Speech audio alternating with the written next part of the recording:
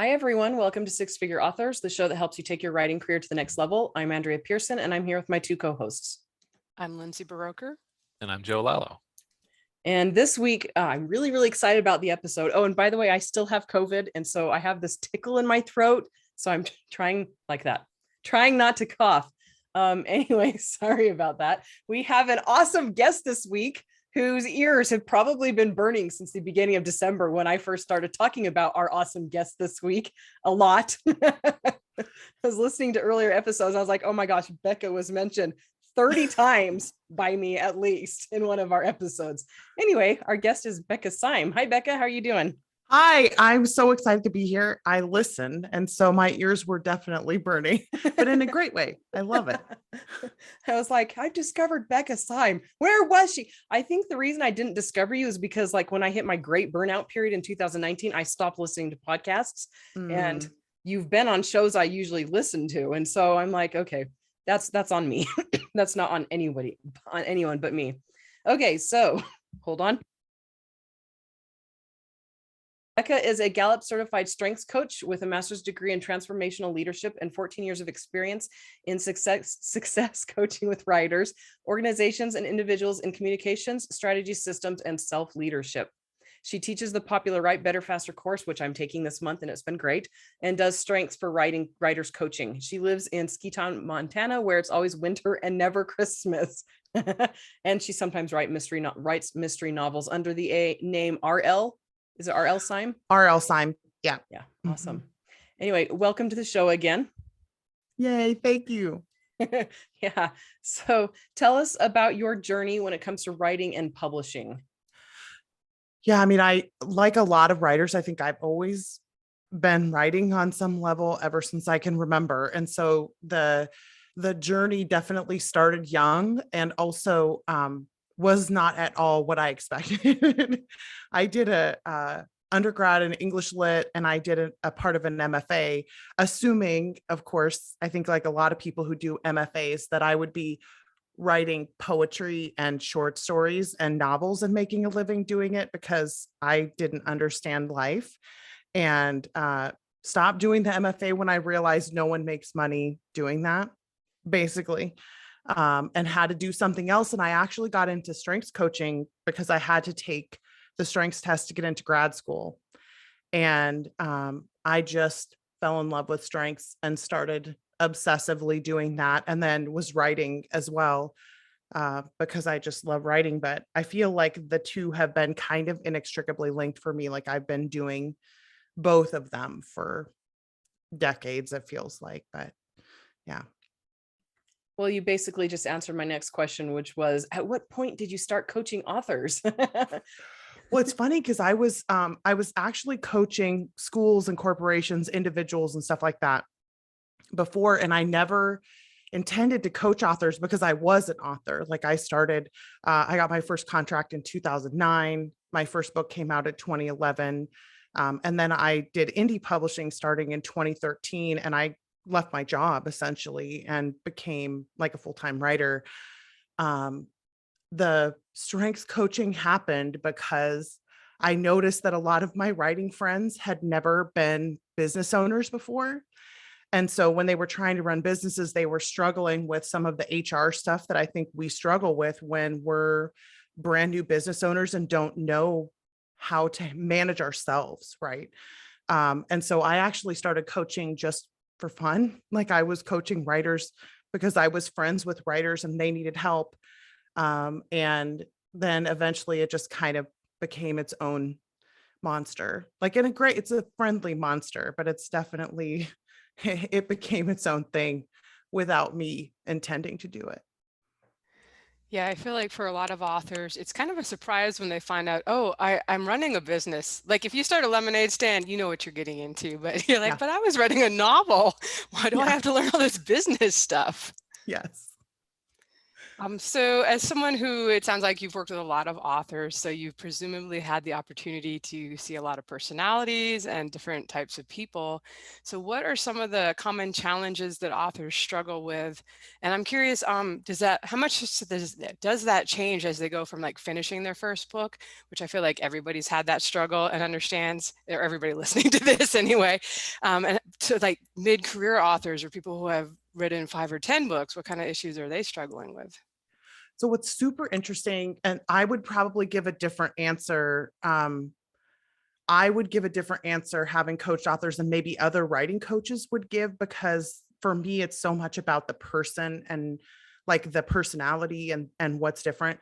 I would actually say for the most part, I feel like personality is the determiner between whether people struggle in certain points in their writing career or not, because some people don't struggle at all with their first book. And then they start struggling 5, 10, 15 books in, because now all of a sudden there's pressure, right? And they are not good at handling pressure when they're the person who is the decider of all the things, versus other people who struggle to learn how to complete their first novel.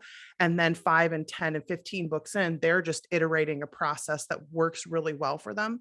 So what's really been fascinating, and why I think I keep doing what I'm doing, is that there is literally no pattern at all to like a particular point in your career and what everyone will struggle with, capital E everyone, and then a particular point in your career and capital E everyone will struggle there, because who you are and the facility you have and the tools you have so determines what your particular struggles will be. That, I mean, like for instance, I coach some authors who are 20, 25, 30 books in, and they still struggle every single time they start a novel, even though they're 6 and 7 figure authors, and they just don't believe they're ever going to be able to write a novel again, even though they made $50,000 on their last book and all of the data would say otherwise. So it's just fascinating to me how different the patterns are than what I would expect they would be.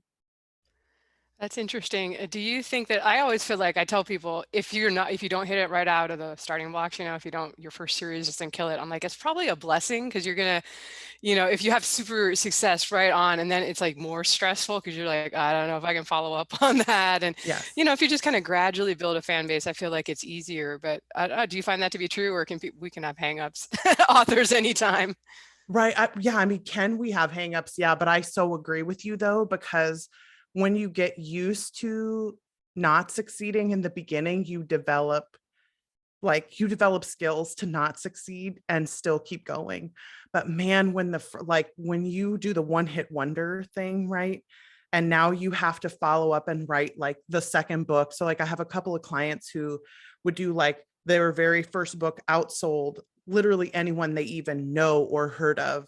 And then they cannot write the second book at all, because the pressure of, are they going to fail the second time, or like, was it a fluke, all that kind of question that they ask. So yeah, like if I could choose a path, I would choose to break out near the middle of my career or the end rather than at the beginning, because it's most of us don't cope well with that kind of pressure. Yeah. That makes total sense. And I've seen that happen, a couple of one of my author friends who co-wrote their first trilogy it just exploded. And lamentably, which is really sad to say, but they quit their jobs and then they weren't able to produce it again. Like they froze, they couldn't write for several months, and then their next books didn't do as well, which is what they were afraid of happening. And like it's stressful. It's really stressful. Yeah. Yeah, I'm such a fan of gamification when it comes to author careers, because it lowers the stakes. So whenever you have like failure is okay, because let's just say like that particular trilogy didn't take off. The next one that they released, it didn't take off, but then the third one might have. So like if you always believe that everything you do could potentially be a learning curve, then you're allowed to have a failure every once in a while and not have that like, if we fail, the world will end. The stakes are too high. We need lower stakes. Yeah, no kidding. Okay, so we're going to talk about using our strengths to be more productive. We'll talk first like writing and then marketing. But my first question here is about your Write Better, Faster course. Would you explain why and how you approach the topic of writing better, faster for a diverse set of authors? Yeah. So what I found when I was first doing coaching for writers is that who you, it was similar to what I was saying to Lindsay, right? Like who you are is so important when it comes to what is keeping you from being productive. So everyone's reason for not being productive is different. So for instance, if you pick up a random productivity book off the shelf or out of the Kindle store, it's only going to help about 40% of people. So roughly 60% of the audience is not going to be able to put into practice what it is in that, in that particular system. The reason is often, again, personality related or wiring related or life and environment related. So I was like, we need a place where we can address all these different parts of a writer's life that might be holding them up or might be keeping them from having the kind of productivity that they want. And not just productivity, but satisfaction.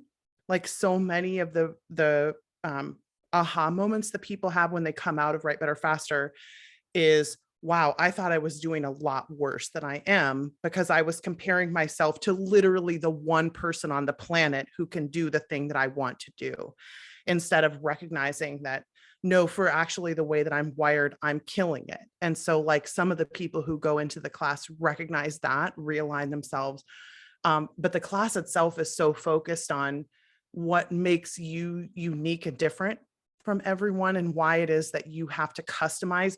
It's really customized productivity systems is what the class does. But what makes you unique and why customizing your systems to fit that uniqueness will help you to be better, faster. And there's a test, isn't there? Like it's all based on like finding is it like kind of your top 3 strengths? And can people do that for free somewhere? Or do they need to sign up for a course to learn what makes them tick? So there's, we actually use, I think 6 or 7 different, because the assessments were looking for specific indicators. So like there are certain things where how pain averse I am actually makes the difference in what my productivity system effectiveness is going to be. So we use a particular Jungian test for that. So like there are, like we use several, but the one that I'm the most famous for talking about, I think probably is the Strengths Finder. There are free versions of the Strengths test. I don't use any of them because we get certified to use the Clifton version. There are free versions, but I usually encourage people not to do that. There's like, it's a $20 fee if you go through Gallup, I think, to take the test, gallup.com. And then we offer them to writers for 10 for cost. For people who are maybe wondering if that's something they should look into, can you give like a couple of examples of maybe some common things that writers find out about themselves? Yeah, so it's super common for, I'll just use one example on the Jungian. It's a lot of, what are the word? Continuums. That's a good It's word. a lot of continuums. I would have been looking Yeah. for it too. So I'm either pressure prompted or I'm pressure controlling. So like an awful lot of pressure prompted people believe that they should be pressure controlling because that's what a lot of productivity language is geared towards, right? Schedule everything, have a lot of goals. If you find the right day planner system, that somehow that's going to magically make you more productive. And a lot of what people find out who are extremely pressure prompted is that it's not that they're not planned enough or that there isn't the right goal setting system. It's literally that they don't need goals and plans. And so they shouldn't be using day planners because they're not, the day planner, once they close it, if you're extremely pressure prompted, you're literally going to forget that it exists once it's closed. So no planner is ever going to help you be more productive because as soon as you close it, you're going to forget it exists. So it's like nothing's going to work. That's one very common one. I think that there's another super common pattern for writers. That's one of the Clifton strengths, which is, it's called intellection. And it's that need to think over things. That whole, like, I'll get back to you, or let me think about it. That's a high intellection indicator. So an awful lot of high intellection people really struggle with making words at the beginning of their writing time. So when they sit down, it takes them 20 or 30 minutes to be able to produce anything at all. And a lot of people who are like that think that they're broken because they're like that, when actually it's just an indicator of the way that their brain is processing. There's literally nothing they can do to change that about themselves. And so rather than going looking for ways to change that, we try to give them tools to speed the process up, like speed up the priming of the pump, I guess, sort of. And then the acceptance that comes with that is, oh, I'm not stupid or broken. And so instead of trying to fix myself, I just need to work with what I have and expect that it's going to take me 20 minutes to get 500 words, and then I can do 2,000 an hour after that. So like a lot of it is just realignment of expectations. Yeah, I would say I'm one of those people that I have to figure it out ahead of time, the scene, before I can just start Yep. writing. It always drives me crazy when people are like, just start writing. You have to write, and then it'll come to you. I'm like, no, I got to figure it out, and then I can write it, and then it's no problem. But When I love that self-knowledge, because I can hear the confidence, both, I would imagine, from the years of experience, right? Like helps you have confidence. But there just are some people who are so confident in their process. And I think when people don't have that confidence, they assume I must be wrong or broken.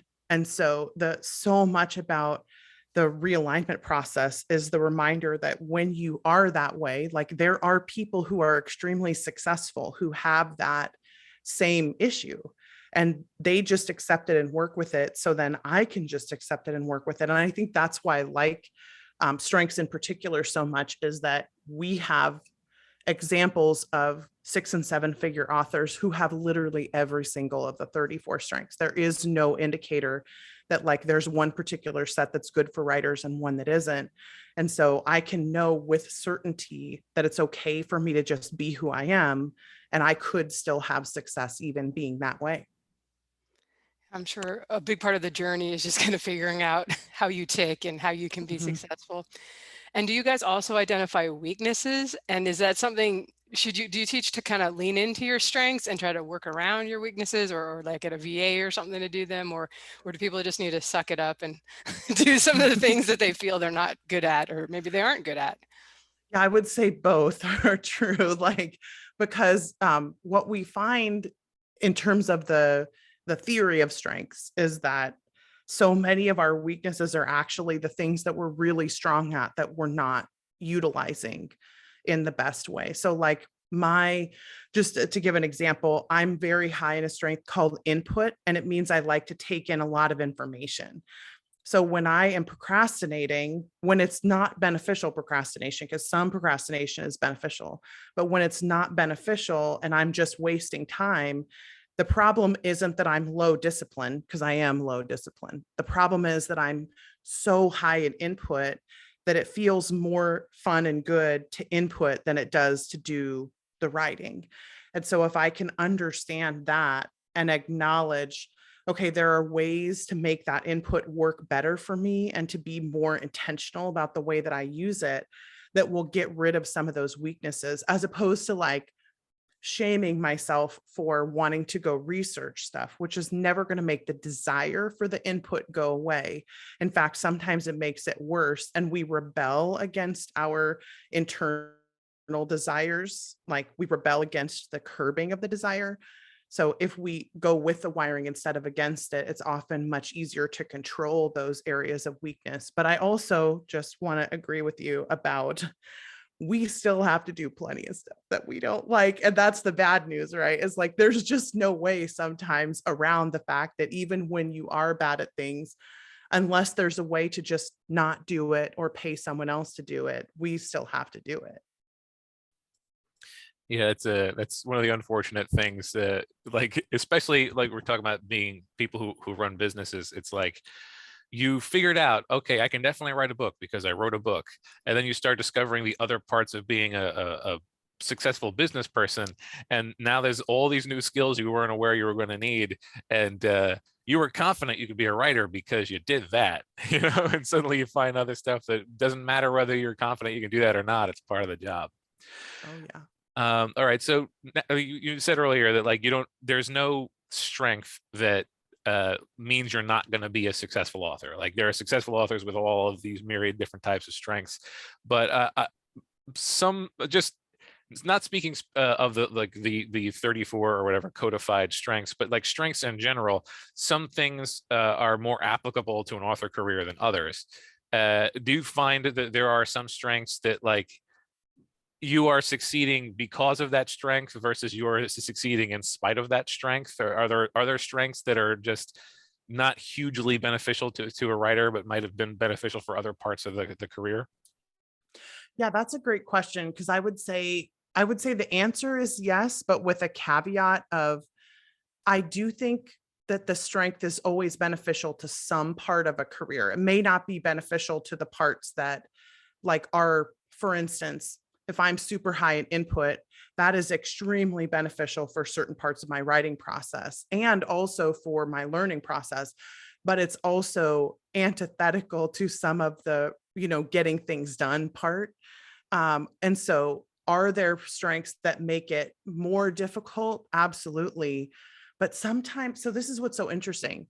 So intellection is one we talk about a lot, and it is thinking over and over and over something. So that desire to find certainty before you take action is kind of the hallmark of high intellection.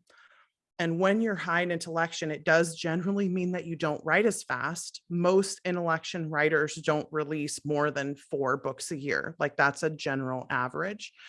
And so if you were following rapid release protocol, that makes it really difficult to do rapid release protocol. But thank God that's not the only way to be successful as an indie author.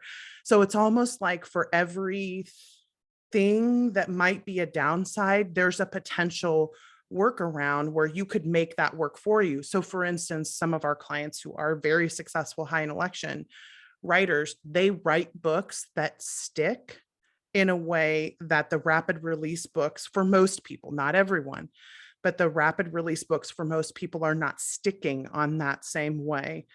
And they have certain hallmarks of that intellection depth and certainty. And I hesitate to use the word quality because it's not that faster books aren't quality. There are plenty of fast books that are quality, but in general, so they have different hallmarks that make them stick differently in the market.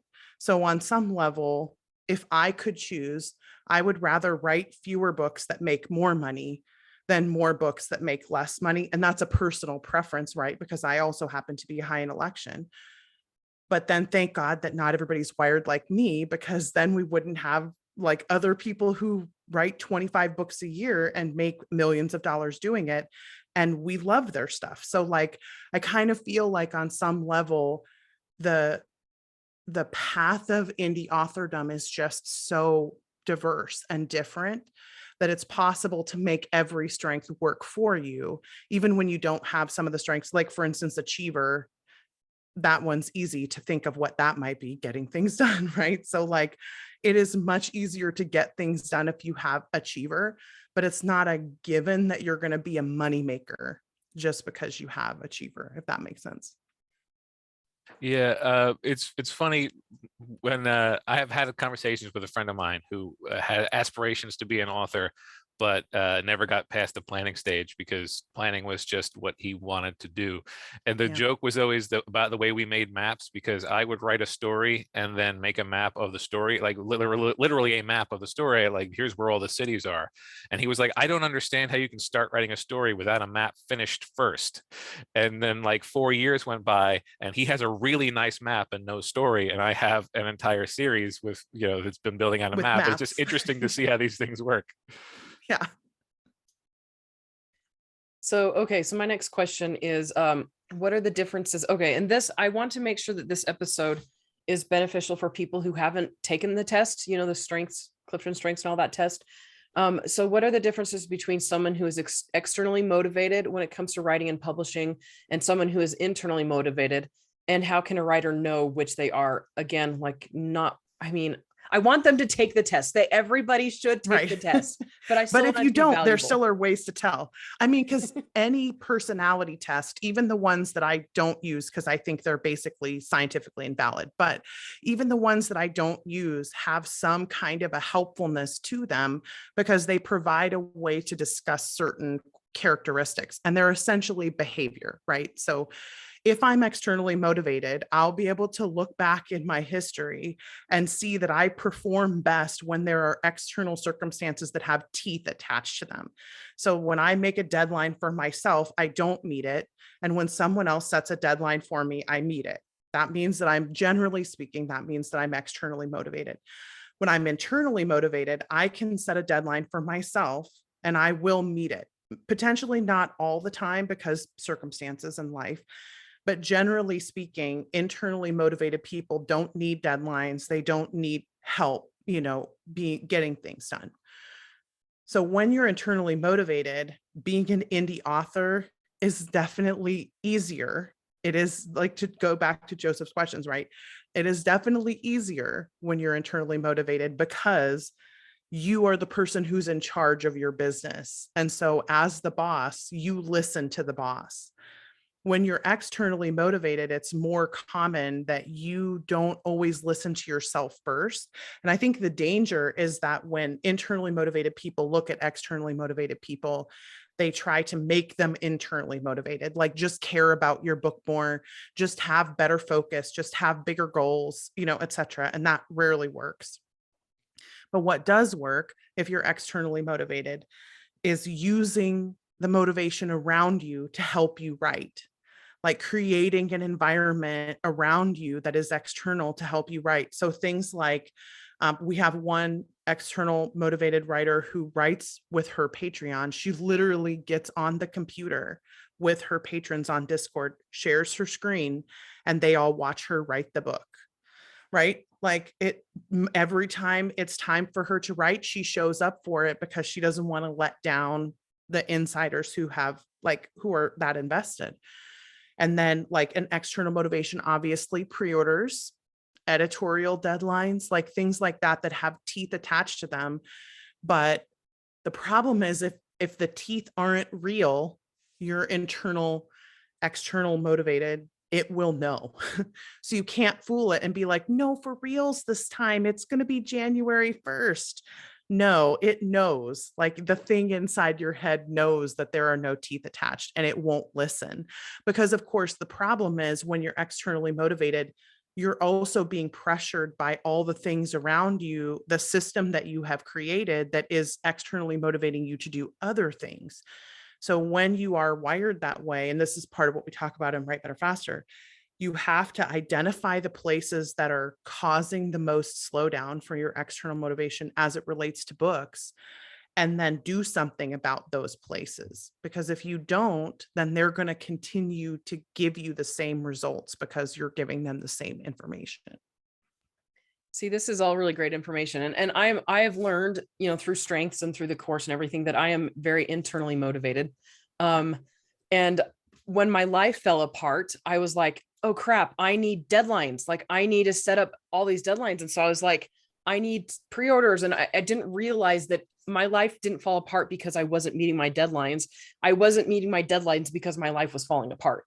And it was really hard for me to recognize that. And so I've heard you say before that, and I would like you to explain this a little bit. So when you are internally motivated or externally motivated, either one, and life around you is out of your control, like you have little kids like I do, how does that affect your strengths? How does that change how you need to approach deadlines and things like that?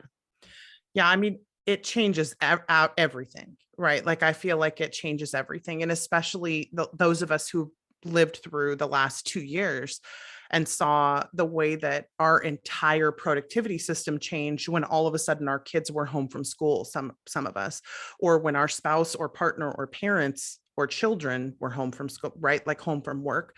So what ends up happening is when variables change, so often we don't want to adapt to the variables. We want things to continue to go the way that they've always gone. And so we don't adapt. Like we intentionally try to keep holding on to this old thing that we had. And I think so often the acceptance that comes when we accept that, yeah, other people's priorities matter to me, then I no longer struggle with the fact that if my kids are at home, I'm not going to write as much. Then I make other arrangements for that, right? Like I either come to different income sources. And this is the other piece that I just wish we would become okay with. There's become such a stigma in the author community about being a full-time author is the only way to be an author. And it frustrates me a little bit that that stigma exists, because there are so many people who would benefit both from the pressure release of having money come from somewhere else. And also, again, for a lot of high election people, you would actually benefit more from more thinking time and less writing time. And having a part-time job, or maybe for some of us, a full-time job, helps us not only relieve financial pressure, but it also helps us to write better. For some of us, we need to fill our time with more things.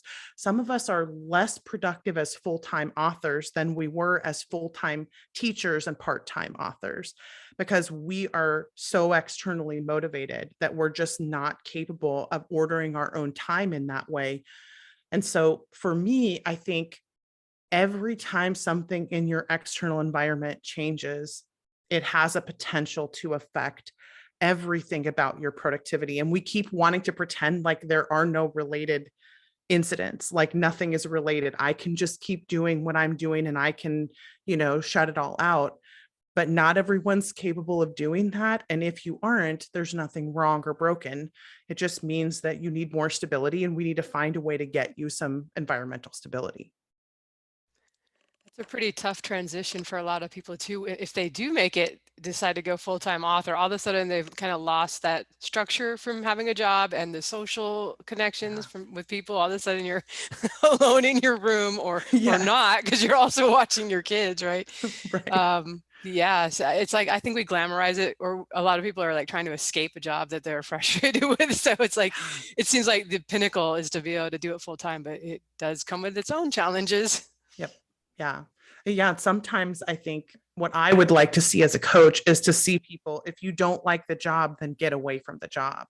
Like instead of trying to escape into author world, because there are ways to know, like you can definitely talk to either writers who are like you and see what their challenges were like, or you could talk to like a coach. There are many, many coaches besides us who coach writers, and just ask about common patterns for people who are like you. Because if you are wired similarly to other people, you're more likely to have the same struggles that they had when they went from part-time to full-time. And so even just listening to different authors who are like you and listening to their journey can be helpful. But yeah, that it's not easier. Like, I wish that it was easier to be a full-time author, but it's not always easier. Sometimes it's actually worse. I've definitely heard from a number of people that, like you said, they were more productive before they quit, because before they had like 1 hour a day and they made the best of it because that's all they had. And then suddenly they had all this time and they spent 6 months playing video games before they got serious about the next book. Yes. Yep. So we wanted to ask a couple of questions kind of about marketing too. Like, are there some strengths that authors have found about themselves that can assist them with that task that we all love, which is trying to get our books to sell once they're done? So there definitely are some strengths, and interestingly, it may not always be the way that we think it would be. So it's not necessarily that like extroverts have an easier time marketing or anything like that. I do think like there's a particular set of behavior patterns that actually make people have fewer and closer relationships that can be really beneficial for marketing. Because if you are the kind of person who doesn't make friends easily, and you don't like social media, and you tend to not like for your life to be on display, they're actually, I feel like that is a perfect setup to have the newsletter that you run or a Patreon channel be your primary means of communication with your readers, because there are gates, there are natural gates against the rabble, I guess, right? Like the random people, so that you know that people who have signed up want to be there and they have requested to hear from you, and then you have permission for that from them. So for a lot of people, the alignment of marketing being better is all about what would I naturally want to happen? Like if I'm a person who naturally does not like social media, then I either need to farm that out or not do it. And I know that sounds harsh, but there's so much noise on social media that if you're not loving it, it's probably not effective. Like what I usually say to people is if you can't tell that it's making a difference, then it's not making a difference and you need to stop doing it. But so many of us have this like, but I have to, Becca, but I have to be on Facebook or TikTok or whatever it is. And I'm always like, but do you? Like I can point to so many people in the world who are not on any social media at all, who sell just fine, and also who use other ways to either grow or nurture their fan base or have someone else do it for them or help them. So like there are definitely many, many ways, but I would, anytime people are like, what should I do with marketing? I always want people to do the assessment of their platform first. Like I want you to order the things that you do and tell me what you think makes the most difference. And that's where I want you to spend the majority of your time, because most of the rest of it is the noise that is not helping us in our marketing, but we feel like we have to do it because everyone says that you have to do everything. But the reason people say you have to do everything is because no one assesses what works and then quits doing the stuff that doesn't work. They just keep adding things onto their plate. That's not a way. That's a way to what we call burnout. Please don't do that. Right. And it seems like if you get a traditional publisher, or if you're just looking for advice, the first thing you get is like, here's the list. You need to post on Facebook 3 times a week. You need to start, I guess it's TikTok now is the thing. You know, you got to be on all these places, do a blog post, do a newsletter. You're like, but how am I going to write the next book? Yeah, you're not. I mean, right? That's the answer. Like, and that's why I think so many authors, like there actually are people now who are saying like, spend more time writing earlier in your career, which I'm really glad to hear about, and less time marketing until you know for sure what sells. And again, this is kind of the gamification mentality. It's like have more freedom with yourself and your platform. Like don't take it so seriously that you don't allow yourself to fail or change or pivot. Like that, to me, that's the biggest mindset thing that I see with authors who are super successful is they allow themselves to fail. I've definitely tried a lot of the social media things over the year. And one of the things I like about Amazon having its affiliate program is that it gives you a way to get a link and you can use them on all your platforms. They are against the newsletter, I believe. So you kind of, to be legit or legal with them, have to like siphon it through your website. But it allows you to see, like once you've actually gained some traction, which ones are actually converting to sales. And for me, I found that the Facebook author page was my number 2 after my newsletter. So that's one of the reasons, that's kind of the one I've maintained. And I do actually try to post 3 or 4 times a week, but the other ones, I mean, Google Plus just disappeared after a few years. So there was no point in doing that one. But yeah, by measuring it, it's definitely lets you know which is worth, maybe even if it's not your favorite thing, maybe it's worth it because all your people are there. Yeah. All right, I'll pass it to Joe for the next question. So similar to my last question, like, do you feel like any strength that helps us become better writers can also be applied to marketing, or are there top tier marketing strengths? So there definitely are some strengths that make marketing a little bit easier, just because there are like the relator that I was talking about before, where you like to have the closed gates.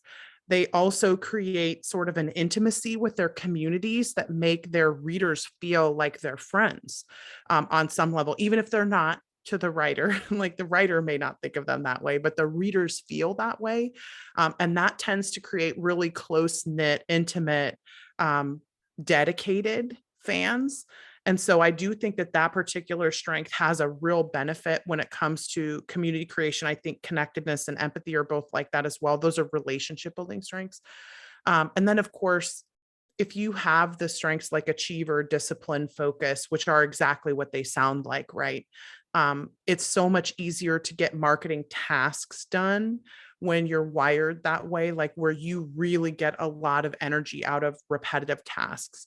And so if you have the capacity to do that, because so much of marketing, if you're going to do like everything where you're doing all the things in marketing, so much of it is just repetitive tasks, and it's create the content, engage with the content, make an ad, make a better ad, like that kind of thing.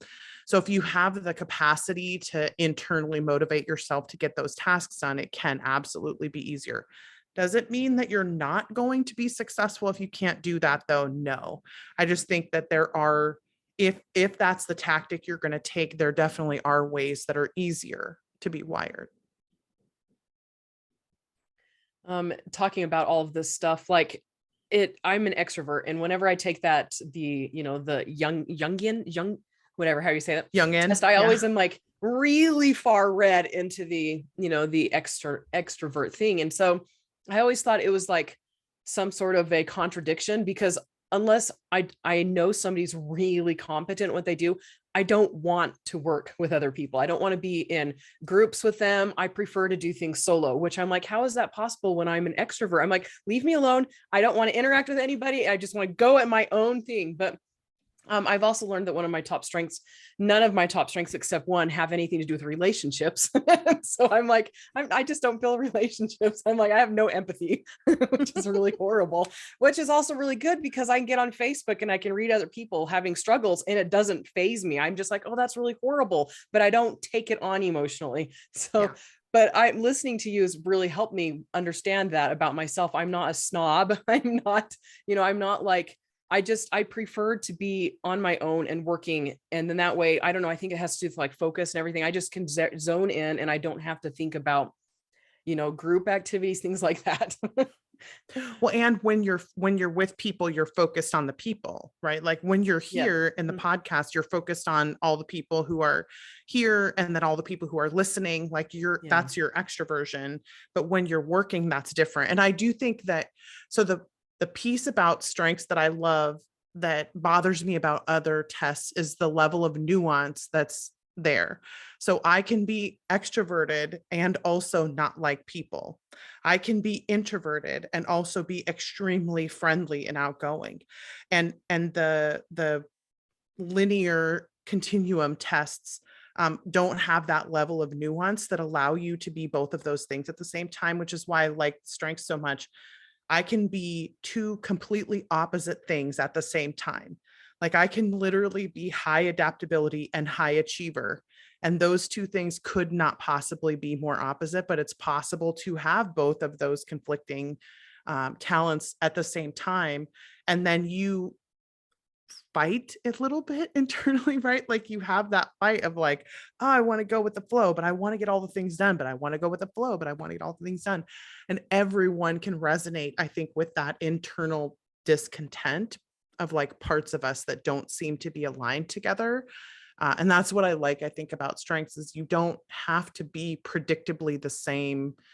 We're not stock characters, we're humans. My internet glitched on that and made it sound like you were crying. Oh, I was like, oh, Becca, you feel so strongly about this. I do. Nobody's going to get it because it's just on my side. So strong. Yeah. Anyway, so yeah, I mean, I do have woo, woo does make me, I want to go and meet people. But then when I'm done meeting them, I'm like, okay, you're on your own now. Yeah. I'm doing my own thing over here. Yeah. Yes, which is kind of sad, but okay, so one of my you, like I said in the past, I listened to your episodes from the beginning and you talked a lot about burnout and versus being blocked, and we just did an episode that was basically that topic. So what is the difference in Becca language between being blocked and being burned out? So blocked is pretty fixable. I mean, like short, like it's pretty easy to fix being blocked. And we talk about blocked and on sort of 4 levels. And some of them are really beneficial. Like if you're fallow blocked because you just need the time to sit and think, then that, if you do the fallow time, it will go away. And if you're plot blocked, right, and all you need is to figure out what's happening next, there are ways to solve that. So I feel like block or writer's block or being stuck, it's like it's fixable by doing a pretty consistently short-term amount of stuff, like 3 steps maybe, right?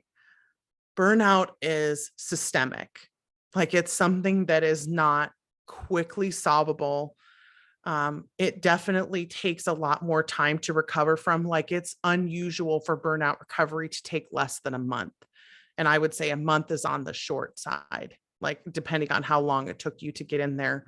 Most of the time, what we see with block is it doesn't take anywhere near that amount of time unless the resistance has gained its own momentum. And then you just keep not going back to the book, but you could, right? So that's solvable though. You just haven't solved it, but burnout is definitely more systemic. Okay, that makes sense. And how would, I've heard you say before that a lot of authors have like achiever. Most authors don't have communication and woo. A lot of authors have input, stuff like that. How would those top personalities overcome burnout? So I feel like what fills me up, like what I like to do and what fills me up is so consistent with what has always been that way, right? Like what over time, if I'm a person who needs and likes people, then as a communication woo, so often my burnout recovery needs to include communicating and wooing people, right? Like it needs to include those things that make energy pennies for me because I need to be able to spend those pennies on doing something at some point. And so an input person or like an intellection person who might need more quiet time and need to read more, and you can be both of those things, right? But like in general, if you're not getting the time to input, you will eventually burn out if you're high input because you just won't be getting the food that you need in order to survive. You're not filling the creative well. And so what do I need is very often the thing that I have been denying myself or that I have been denied or that has been taken away from me in order to get out of the burnout pit. Now, obviously writing doesn't happen in a vacuum. Like we tend to, as writers, if we're having a problem with our writing career or the process of writing, we look at it from the point of view of there must be something within the process that I'm having trouble with, but a lot can happen in a person's life that can contribute to burnout. Do you have any advice on how one might track down the root cause of burnout? Yeah, so almost always the thing that you would say, well, it can't possibly be this, like literally. So people will say like, well, I hate my job, but, and I'm like, well, wait a minute, let's talk about that. Because almost always it's the whatever happens before the but. So we call it before the butting, right? So I'll say, well, I hate my job, but there's clearly something wrong with this book. And I'll be like, there probably isn't. It probably is the job. You probably need a new job. And not that I'm saying it's always that easy to fix, but for instance, what we heard so often in June of 2020 was, well, I haven't written since March, but it can't be, I mean, but it's not the pandemic, right?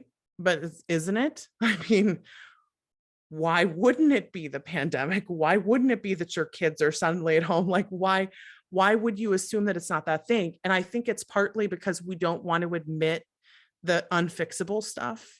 Sometimes like we want it to be about the book because the book I can fix.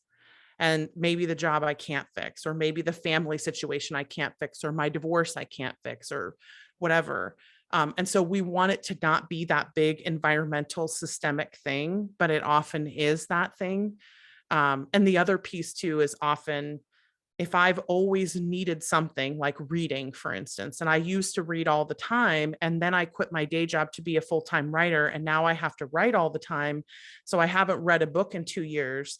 That's why you're burned out, because you haven't read a book in 2 years and you used to read all the time. You've literally used up all of the creativity that you were storing and never filled it back up.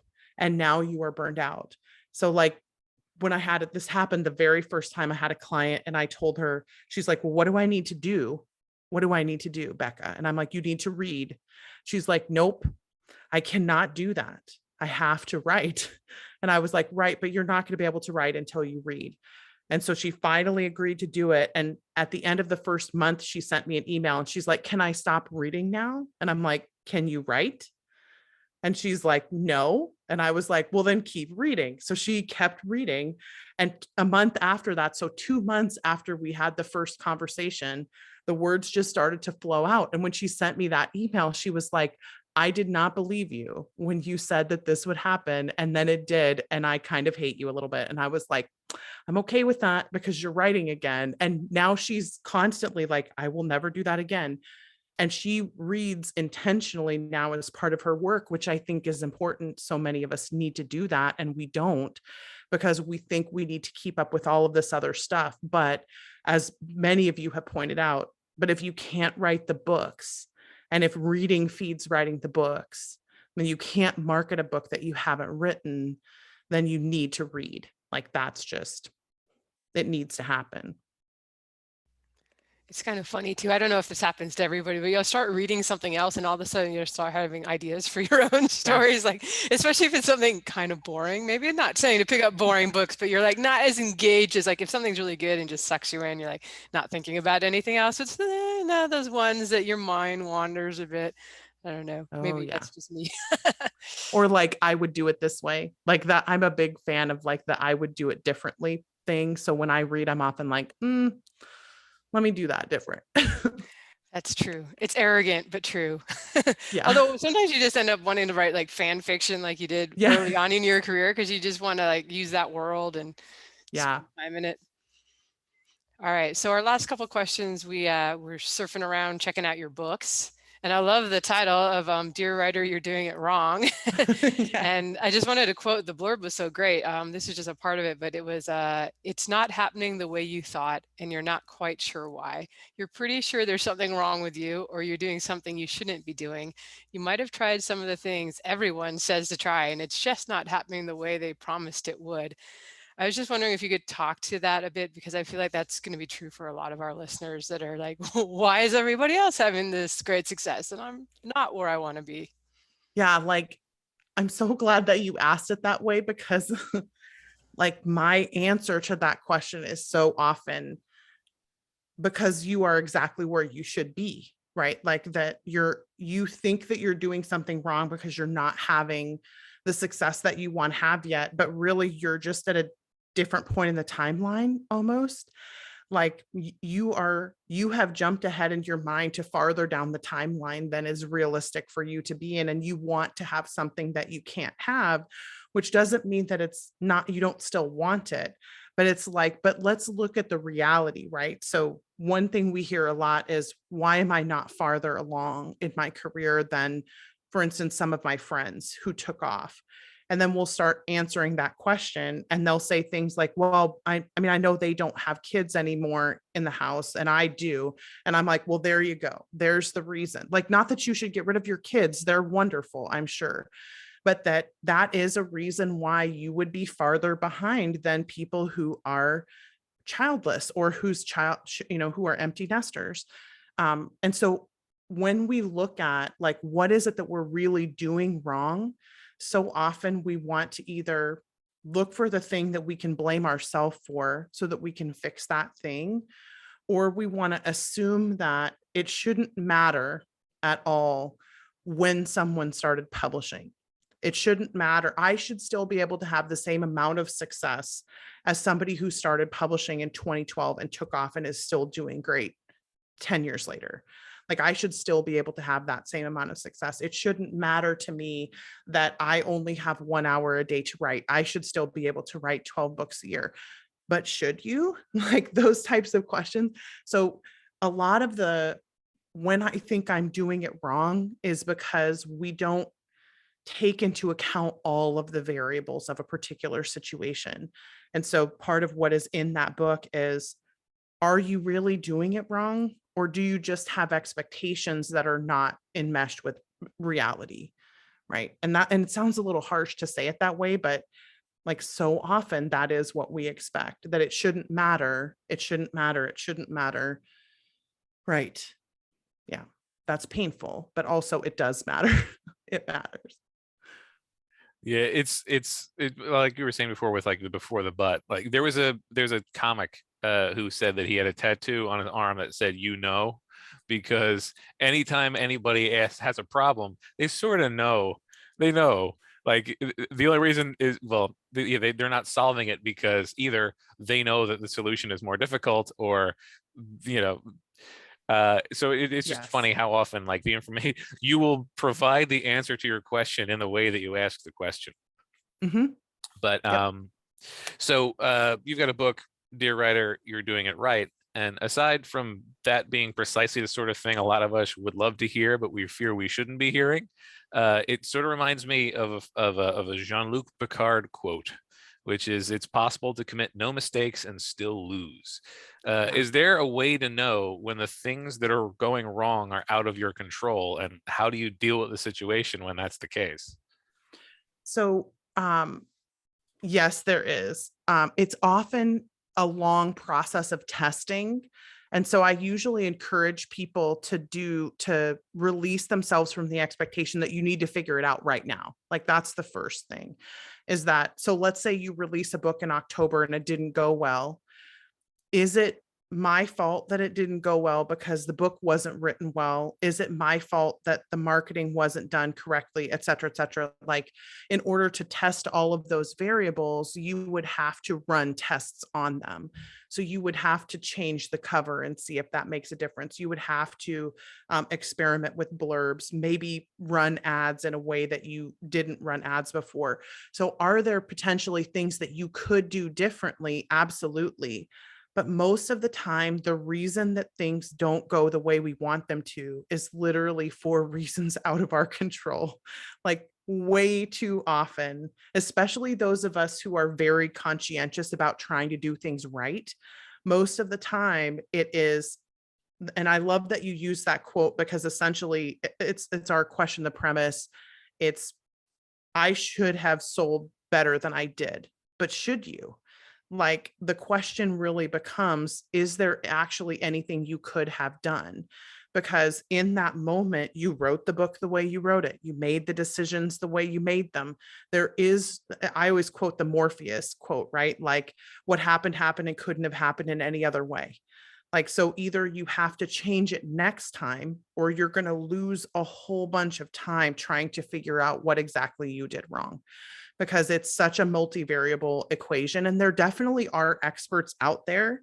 And I think like people like the Six Figure Author podcast are a great example.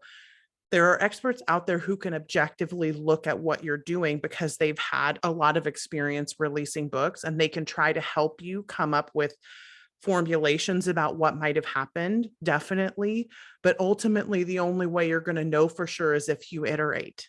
And I think that's the big deal, is that so often, I mean, if you just think about the statistics alone of how many books in the Kindle store don't sell, like more than 95% of the books in the Kindle store do not sell more than a copy a day. So that means that very few people are making a lot of money off of being an author. That means that if I'm not selling, I'm actually in the majority and not in the minority. And I don't think that we take that as seriously as we should, because we're constantly looking to blame ourselves for something, or the fact that I didn't release this trend when I should have, or I missed this boat, or I didn't make the gold rush, or whatever, when in reality, it's factors out of our control. What happened and couldn't have happened in any other way, but I can do it differently next time.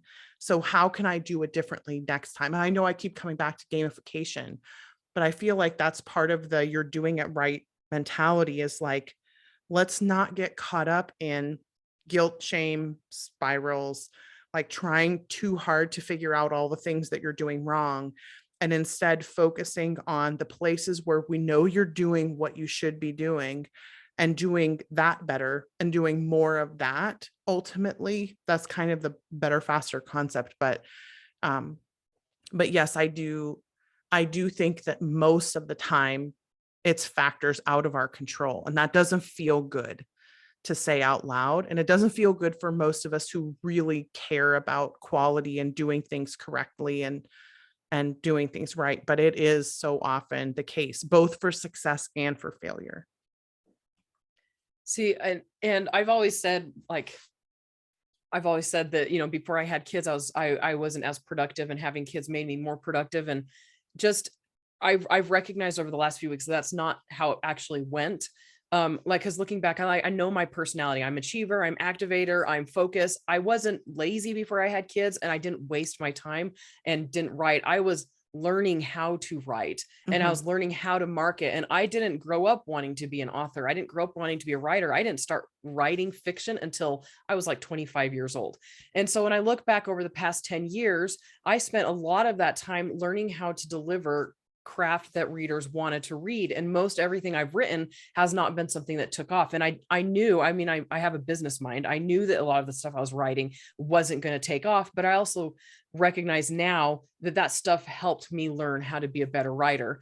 And now that I know I can pull off a book that, you know, like, you know, my last series aside, there's a whole lot that went wrong with that, but like my romance books, and I know that they're potentially going to do really well because of how people have already been receiving them. Now that I finally can do it, it's really frustrating because I'm like, I've got kids, and I absolutely hate using my kids as an excuse because I feel like it's a cop-out, but it's not a cop-out because they're so dang time consuming. So Yeah. I'm like, and so cute. Like, they are mine Yeah. in particular. Yeah. But seriously, and I try not to feel guilty for saying I'm not as productive as I could be because I have kids, when a lot of the people I'm comparing myself to, sorry, Lindsay, don't have kids. I mean, and Lindsay's openly admitted it, you know, and like my friends who have, they're empty nesters, they've openly admitted it. If they'd been in my position, they wouldn't have been able to be as productive as I have, which I feel like that's a blessing for me, but it doesn't relieve that stress and that frustration that I'm like, if I hadn't chosen to be a mom, which I don't regret, I would be so much more successful than I am. And that guilt, you know, that I feel like it's a cop out saying that it's my kid's fault. And I think part of it is my personality. I'm like that go, go, go person, and having something external to me holding me back makes me feel like I'm not go, go, going. And it makes me feel guilty for not go, go, going. Yeah. And I want to acknowledge how frustrating that is, because I know a lot of people listening to this are in the same place. And I would say it a little bit differently, right? I would say for someone who has children that take up a lot of time, you are freaking killing it. Like, and so instead of thinking like I have this liability to my achiever, which is how focus feels, right? It's that I want to put the blinders on and just go, go, go. But for someone who has to focus that hard in on what you do, like you give your all and your all and your all and your all, right? Like you're constantly shifting back and forth. So what you're doing and this is again, part of why I think it's so important, the way we talk to ourselves about what's going on. It's like, I want to acknowledge the pain, right? And like having limitations, and also say, sometimes those limitations are exactly what will make you be as successful as you could be.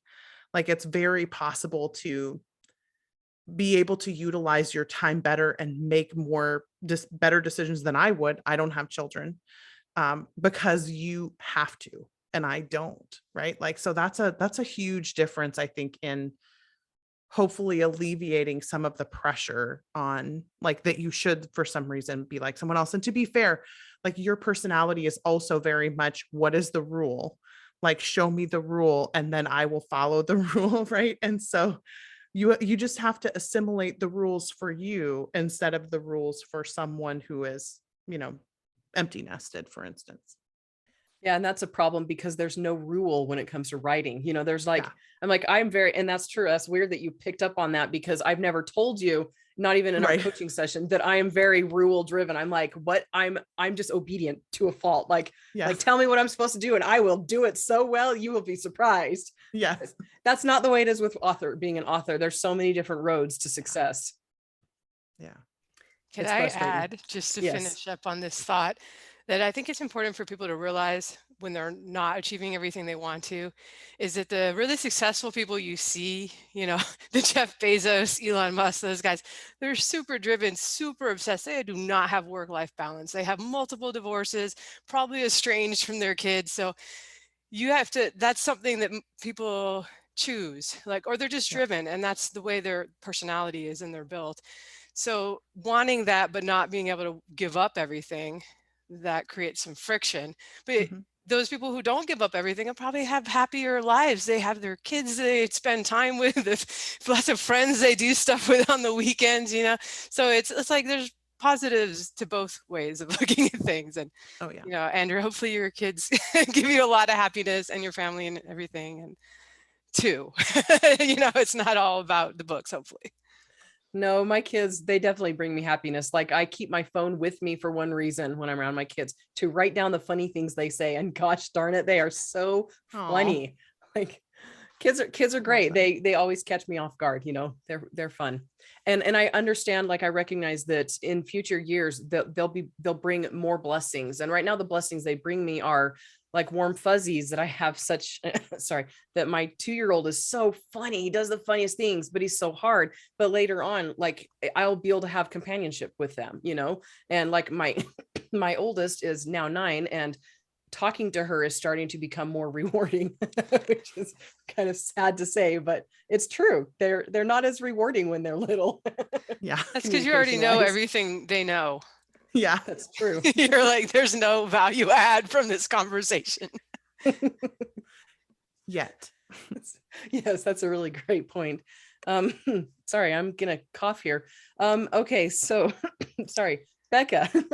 Thank you so much for joining us. Like, this has been absolutely phenomenal. This is an episode I'm gonna have to listen to over again, because I was like, oh, I missed that while I was thinking about her previous thing. So I'm going to be listening to this one after we've had it go live. But anyway, yeah, thank you so much for joining us.